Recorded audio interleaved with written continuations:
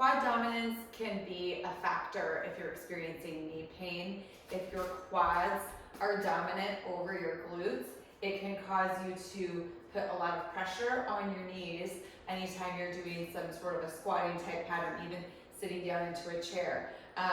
So if you just let yourself naturally squat down and see what happens, you kind of pay attention to which part of your body, which joint is moving first. If your knees shift forward first, that means you're very likely quad dominant. If your hips shift backwards first, then you might be more glute dominant. But usually we want our glutes to be firing the most in our squat. We also want those quads to work, but we need the glutes to work in tandem with them.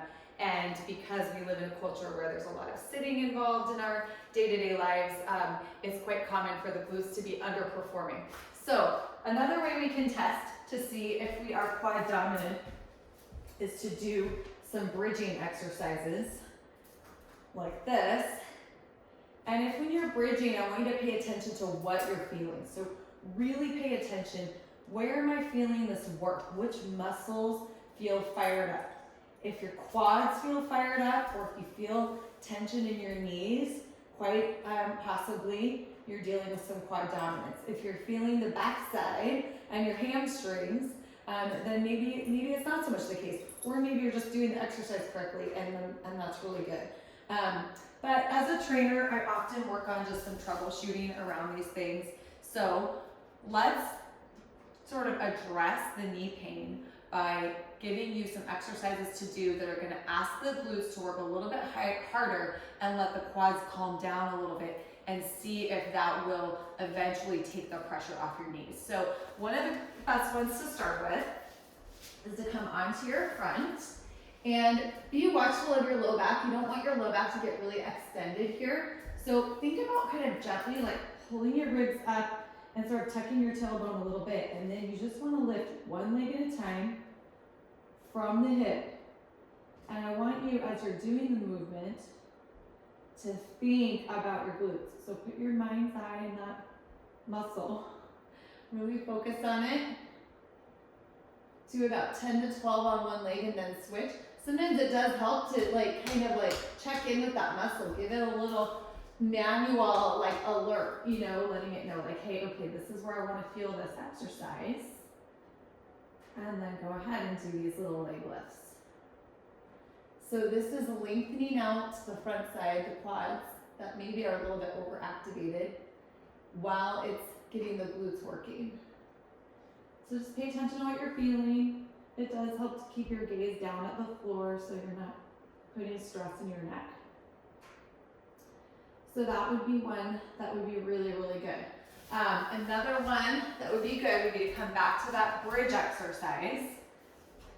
And you can play around a little bit with where your feet are placed, but once you've kind of got your mind's eye focused on the glutes and they're sort of awake, coming back to this and working on getting your hip all the way extended and squeezing the buns as hard as you can. So exhale, driving the heels into the ground. Notice if you have a tendency to want to rock onto your toes and lift the heels up.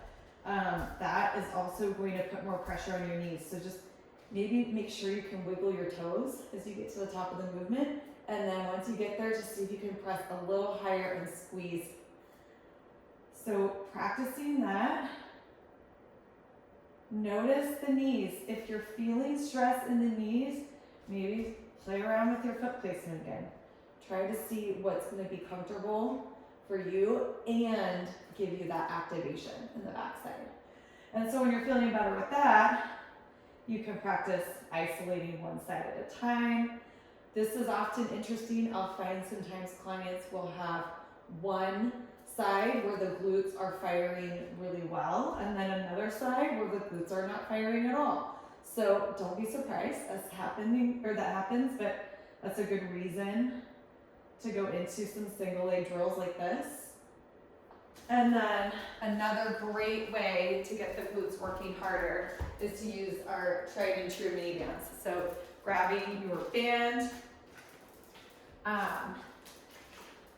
going around the ankle. You can do a leg lift behind you. Just again, be watchful on this low back. You don't want to do this like big arching movement like this. So just stay really kind of tucked on the front side. And just like it was when we were on the floor, put all the work into the glute. And you can actually do the one we did earlier with the band on. You know, if you want to just add a little resistance, this works well too. So you can add that band there. You can wrap your band around your feet and do like a little kickback. There's a lot of ways, you know, fire hydrant movement, a lot of ways to target the glutes, but those are a few of the best to get started with. And if you have been struggling with quad dominance, I would absolutely try those every single day, just doing 2 or 3 sets of those exercises. The other thing we can try is to calm down some of the muscles and the soft tissue attachments that connect to the knee. So using a foam roller is a great way to go. And I would just start first like above the knee on the quads and just roll that tissue out, looking for any adhesions. Those are the spots that feel kind of like lumps, and be really patient with those and loving, and just breathe through that, maybe bending and straightening your leg a little bit as you pass over those. Yeah, and then I like to also, so obviously do both sides, and then I also like to go right below the knee where the shins sort of attach, and I would just kind of come into this tabletop position and twist my heels a little bit side to side. So going to this side, so that you can see what I'm doing. Just kind of like loosening all that tissue up. You can play around with kind of like pigeon toeing your toes a little bit and just getting in there. You might even find some relief by just rolling the length of the shin, and that works well if your toes are slightly together and your heels are slightly apart. So yeah, taking a few of those things and just making it part of a short daily routine might bring a lot of relief. So hopefully that helps.